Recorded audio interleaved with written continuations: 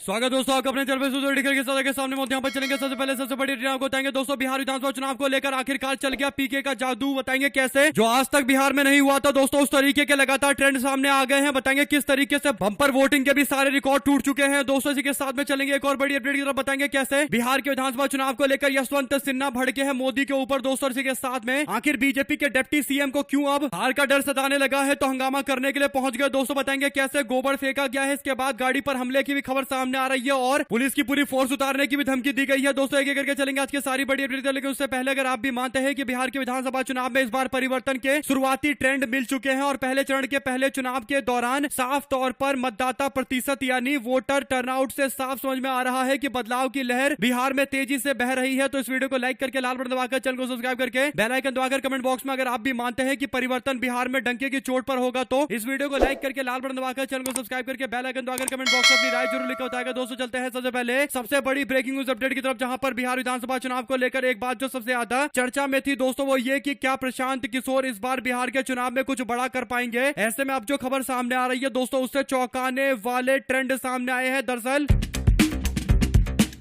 आज सुबह से ही लगातार 18 जिलों के अंदर 121 विधानसभा सीटों को लेकर वोट डाले गए दोस्तों। ऐसे में शुरुआती ट्रेंड से ही पता चल गया कि बिहार में इस बार कुछ अनोखा होने जा रहा है। बिहार ने आज तक इस तरीके का अप्रत्याशित मतदान प्रतिशत देखने को नहीं मिला दोस्तों। आपको बता दें कि अलग अलग जिलों के अंदर अलग अलग तरीके से लोगों ने एक के बाद एक तगड़े रिकॉर्ड बनाए हैं। यानी जिस चुनाव के अंदर परिवर्तन होना होता है दोस्तों उसमें अमूमन 2 से 3% का मतदान परसेंट अगर बढ़ जाए तो माना जाता है कि परिवर्तन बड़े स्तर पर होगा और सत्ताधारी दल को उखाड़कर फेंक दिया जाएगा। लेकिन अब जो बिहार के मतदान का प्रतिशत सामने आया है दोस्तों ये तो पुराने सारे रिकॉर्ड को तोड़ चुका है। आपको बता दें कि जो अपडेट है उसके अनुसार मधेपुरा के अंदर कम से कम 10% के मतदान प्रतिशत में इजाफा हुआ है दोस्तों। मधेपुरा में 10%, सहरसा के अंदर तकरीबन 8% के आसपास इस बार ज्यादा मतदाताओं ने वोट डाला है। दरभंगा में तो और ज्यादा रिकॉर्ड टूट गया दोस्तों, यहाँ पर 11% और ज्यादा लोग घर से बाहर निकलकर वोट करने के लिए आए, यानी बदलाव से भी बढ़कर प्रचंड बदलाव की ओर आगे बढ़े। मुजफ्फरपुर के अंदर 7% और ज्यादा लोग यानी 2020 की तुलना में इस बार 7% अधिक लोग घर से बाहर निकले। गोपालगंज में तकरीबन 5% और सिवान के अंदर तो और ज्यादा बड़ा रिकॉर्ड बना दोस्तों, 11% लोग और ज्यादा घर से बाहर निकल कर आए। सारण में 11%, इसी तरीके से खगड़िया के अंदर लगभग 10%, मुंगेर में 11%, शेखपुरा में 9% और पटना के अंदर 5% लोग ज्यादा घर से बाहर निकल कर आए और एक तरफा वोट करने के लिए निकले दोस्तों। आपको बता दें कि इस तरीके से मतदान प्रतिशत में अचानक से अप्रत्याशित इजाफा होने से साफ संकेत मिल रहा है कि परिवर्तन से भी बढ़कर प्रचंड परिवर्तन के लिए लोगों ने वोट डाला है दोस्तों। इसके पीछे 2 तरीके के मामले हो सकते हैं,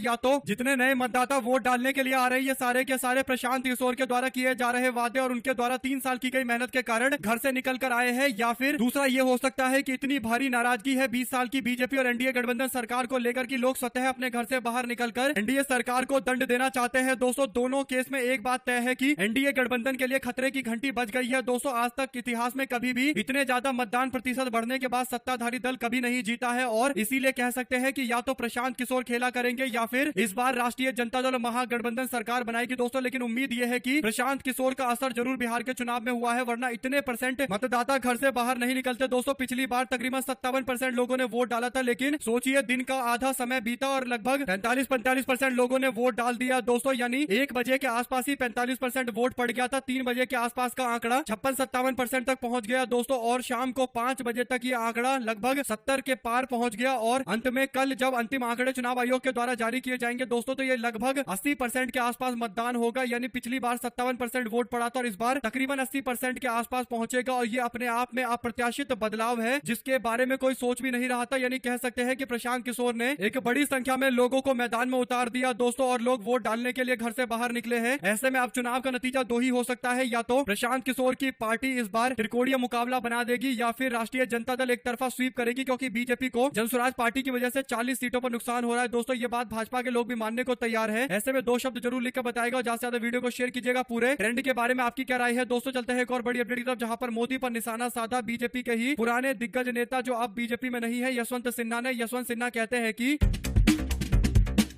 आज बिहार के 121 विधानसभा क्षेत्रों में वोट डाले जा रहे हैं और महामानव एक रैली कर रहा है बिहार के भागलपुर के अंदर और गोदी मीडिया उसे लाइव दिखा रहा है, यानी लोग वोट डालने के लिए जा रहे हैं और टीवी चैनलों पर नरेंद्र मोदी का भाषण चल रहा है। जबकि नियम कानून ये कहते हैं कि जिस दिन मतदान हो रहा हो उस दिन कोई प्रचार नहीं हो सकता। इसके बावजूद दोस्तों टीवी चैनल के माध्यम से यह प्रचार प्रसार किया जा रहा है। यशवंत सिन्हा की नाराजगी एकदम जायज है। अगर आप भी मानते हैं कि चुनाव आयोग को क्या ये बेसिक बात समझ में नहीं आती है कि किस तरीके से नए नए तरीके ढूंढे जाते हैं प्रचार करने के लिए, क्या चुनाव आयोग इन मामलों पर एक्शन नहीं लेकर अपनी प्रतिष्ठा को बचाने की कोशिश कर रहा है या और डुबाने की कोशिश कर रहा है? इसका जवाब चुनाव आयोग को चलाने वाले लोगों को देना चाहिए। दो शब्द जरूर लिखकर बताएगा। दोस्तों चलते हैं एक और बड़ी अपडेट की तरफ, जहां पर भारतीय जनता पार्टी के नेता की हालत बुरी तरीके से खराब है। दोस्तों आपको बता दें कि बीजेपी के दोनों उप मुख्यमंत्री फंस चुके हैं। तारापुर के अंदर सम्राट चौधरी का फंसा हुआ चुनाव नजर आ रहा है, तो दूसरी ओर लखीसराय के अंदर डिप्टी सीएम विजय सिन्हा भी बुरी तरीके से फंस चुके हैं। दोस्तों शुरुआती ट्रेंड से पता चल रहा है कि दोनों क्षेत्र के अंदर परिवर्तन की जानकारी मिल रही है। ऐसे में बिहार विधानसभा चुनाव को लेकर लखीसराय में उप मुख्यमंत्री विजय सिन्हा के काफिले पर पथराव हुआ। दोस्तों गाड़ी पर गोबर और चप्पलें फेंकी गई। गुस्साए डिप्टी सीएम ने उप मुख्यमंत्री ने कहा कि ये सब आरजेडी के गुंडे हैं, एनडीए की जीत से परेशान हो गए हैं। कुल मिलाकर दोस्तों अपने क्षेत्र का भ्रमण करने के लिए तब निकले जब इनको शुरुआती ट्रेंड में अपनी हालत खराब दिखाई दी और अब आरजेडी पर निशाना साध रहे हैं कि आरजेडी वाले अराजकता फैला रहे हैं। ये चाहे कितना भी प्रयास कर ले दोस्तों, जब हाथ से अब सीट निकल रही है तो बौखलाहट तो इनकी लाजमी है, लेकिन बौखलाहट से कुछ होने जुने वाला है नहीं। जनता पहले ही तय करके बैठी है कि आखिर करना क्या है और जनता मूड बदलती नहीं है, चाहे इस तरीके का हंगामा क्यों ना कर ले। अगर आप भी मानते हैं कि हंगामा करने के पीछे कारण ही यही है कि चुनाव को प्रभावित करने की कोशिश बीजेपी के उप मुख्यमंत्री कर रहे हैं, लेकिन कुछ खास असर पड़ेगा नहीं और इस बार लखीसराय से इनको टाटा अलविदा बाय बाय बोलने के लिए जनता तैयार भी नजर आती है। साथ साथ दोस्तों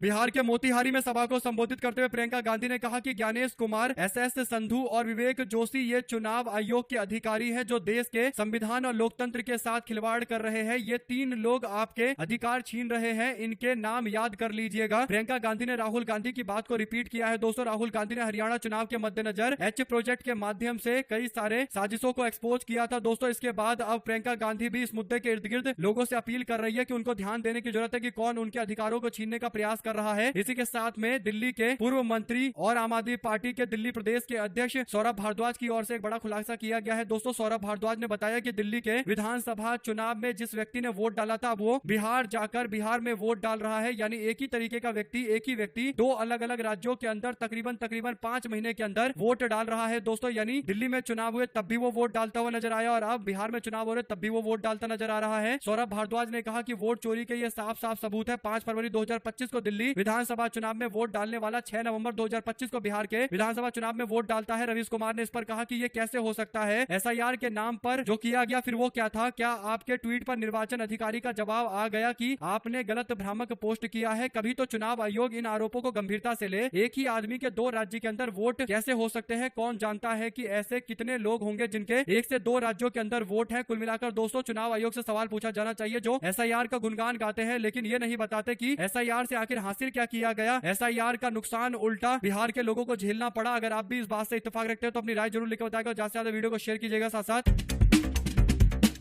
राष्ट्रीय जनता दल की ओर से और उनके कार्यकर्ताओं की ओर से एक मैसेज बिहार के अंदर चुनाव के बीच में फैलाया गया। दोस्तों इस मैसेज में लिखा हुआ था कि जहां दिखे बीजेपी लोजपा वहां लालटेन ही तीर है, यानी जेडीयू ही आरजेडी, आरजेडी ही जेडीयू है। यानी जिस सीट पर जनता दल यूनाइटेड नहीं है उस सीट पर लालटेन का बटन दबाएंगे तो वो तीर के निशान पर ही जाएगा। यानी एक तरीके से बताने की कोशिश की जा रही है कि दोनों जेडीयू और आरजेडी मिलकर बीजेपी को हराना चाहते हैं, इसीलिए जहां पर जेडीयू का उम्मीदवार मैदान में नहीं उतरा वहां पर आरजेडी को वोट दे दीजिए। यानी भारतीय जनता पार्टी को सबक सिखाने के लिए बोला जा रहा है। दोस्तों ज्यादा से ज्यादा वीडियो को शेयर कीजिएगा।